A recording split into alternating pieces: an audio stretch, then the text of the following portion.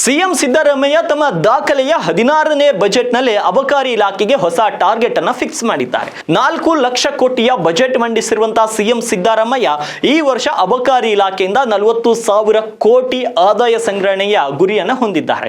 2024 ಮತ್ತು 25ನೇ ಸಾಲಿನ ರಾಜ್ಯ ಬಜೆಟ್ನಲ್ಲಿ ಅಬಕಾರಿ ಇಲಾಖೆಯಿಂದ 38,500 ಕೋಟಿ ರೂಪಾಯಿ ಟಾರ್ಗೆಟ್ ಅನ್ನು ನೀಡಲಾಗಿತ್ತು. ಕಳೆದ ಬಾರಿಯ ಈ ಟಾರ್ಗೆಟ್ನಲ್ಲಿ 36,500 ಕೋಟಿ ರೂಪಾಯಿ ಸಂಗ್ರಹವಾಗಿದೆ. ಕಳೆದ ಬಾರಿಗಿಂತ ಈ ವರ್ಷದ ಬಜೆಟ್ನಲ್ಲಿ ಸಿಎಂ ಸಿದ್ದರಾಮಯ್ಯ ಅಬಕಾರಿ ಇಲಾಖೆಗೆ 3,500 ಕೋಟಿ ಹೆಚ್ಚುವರಿ ಆದಾಯ ಸಂಗ್ರಹಣೆಯ ಗುರಿಯನ್ನು ನೀಡಿದ್ದಾರೆ.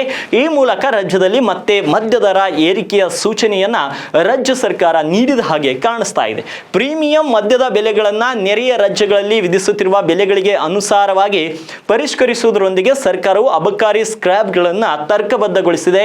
ಫ್ಲ್ಯಾಬ್ಗಳನ್ನು 2025-26ರ ತರ್ಕಬದ್ಧಗೊಳಿಸಲು ಮುಂದುವರಿಸಲಾಗುತ್ತದೆ. ಖಾಲಿ ಅಥವಾ ಲಭ್ಯವಿರುವ ಮದ್ಯದ ಪರವಾನಗಿಗಳನ್ನು ಪಾರದರ್ಶಕ ಎಲೆಕ್ಟ್ರಾನಿಕ್ ಹರಾಜಿನ ಮೂಲಕ ಹಂಚಿಕೆ ಮಾಡಲಾಗುತ್ತಿದೆ ಮತ್ತು 2024-25ನೇ ಪರಿಷ್ಕೃತ ಅಂದಾಜಿನಲ್ಲಿ ಅಬಕಾರಿ ಇಲಾಖೆಯಿಂದ ಒಟ್ಟು 36,500 ಕೋಟಿ ರೂಪಾಯಿಗಳ ರಾಜಸ್ವವನ್ನು ನಿರೀಕ್ಷಿಸಲಾಗುತ್ತಿದೆ. ಇನ್ನು 2025 ಮತ್ತು 26ನೇ ಸಾಲಿಗೆ 40,000 ಕೋಟಿ ರೂಪಾಯಿಗಳ ಸಂಗ್ರಹ ಗುರಿಯನ್ನು ಅಬಕಾರಿ ಇಲಾಖೆಗೆ ನೀಡಲಾಗಿದೆ. ಹಾಗಾಗಿ ಮುಂದಿನ ದಿನಗಳಲ್ಲಿ ಮತ್ತೆ ಮದ್ಯದ ದರ ಏರಿಕೆ ಆಗುವಂತಹ ಸಾಧ್ಯತೆಗಳು ಮೇಲ್ನೋಟಕ್ಕಂತೂ ಕಾಣಿಸ್ತಾ ಇವೆ.